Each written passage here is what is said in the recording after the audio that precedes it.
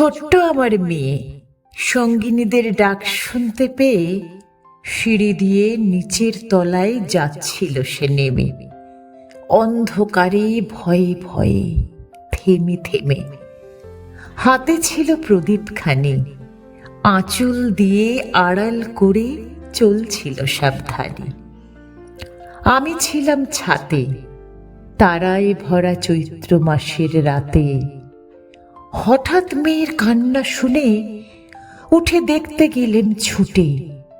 সিঁড়ির মধ্যে যেতে যেতে প্রদীপটা তার নিবে গেছে বাতাসেতে। শুধাই তারে, কি হয়েছে বামি? সে কেঁদে কয় নিচে থেকে, হারিয়ে গেছি আমি। তারায় ভরা চৈত্র মাসের রাতে ফিরে গিয়ে ছাতে মনে হলো আকাশ পানে চেয়ে আমার বামির মতোই যেন অমনি কি এক মেয়ে।